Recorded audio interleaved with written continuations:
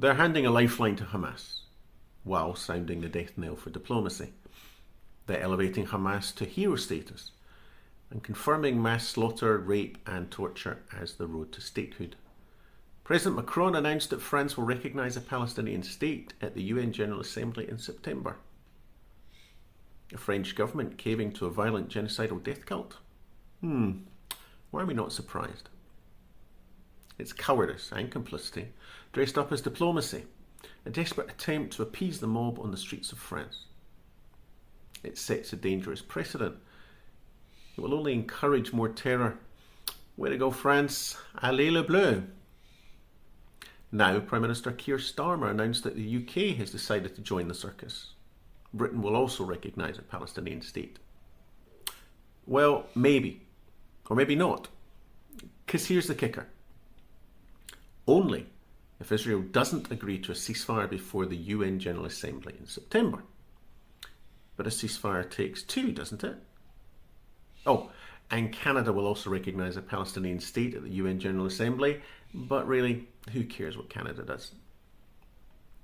Anyway, this year's General Assembly is going to be pretty exciting.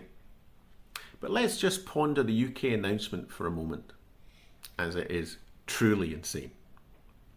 Effectively, the UK Prime Minister is saying to Hamas, if you agree to a ceasefire and release the hostages, Britain will not recognise a Palestinian state. But if you keep the hostages in your dungeons, if you reject ceasefires and any attempts to resolve this nightmare, we will reward you. We will recognise a Palestinian state. Feel free to take the credit. Which cretin told Starmer this was a good idea?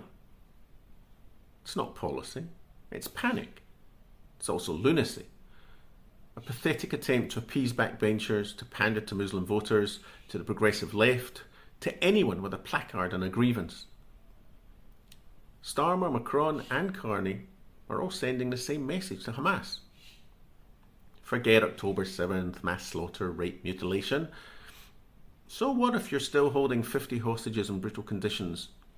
Never mind that you brutalise, exploit and sacrifice ordinary Gazans. 60,000 dead?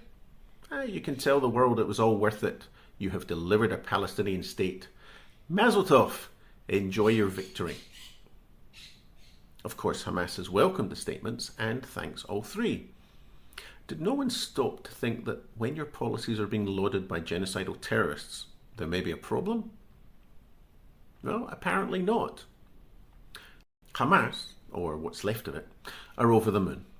Their leaders may all be dead, but their plan has worked. You see, October 7th wasn't just the massacre of Israelis. It was a deliberate strategy, a ploy.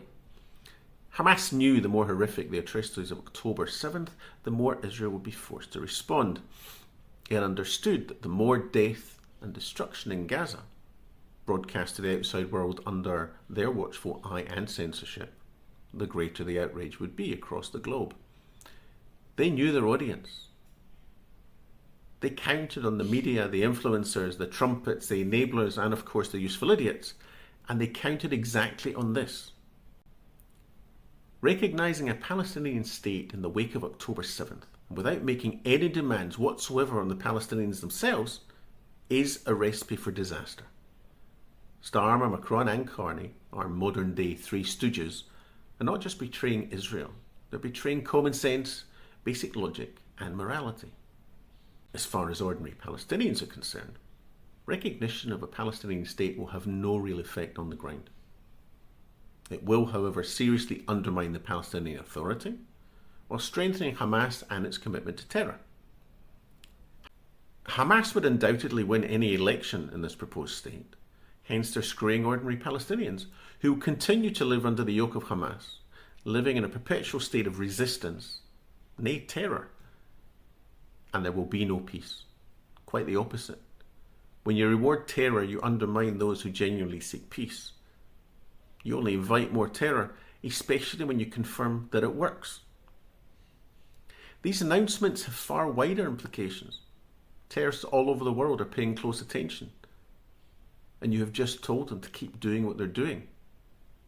Because, as we've said, and as they're showing, terror works.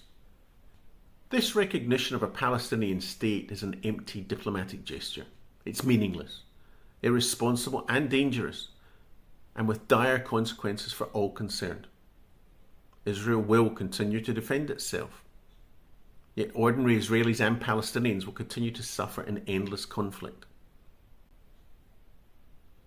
The same provocateurs, activists, terrorists that these leaders are trying to appease will only be encouraged. Because history has taught us exactly where appeasement leads.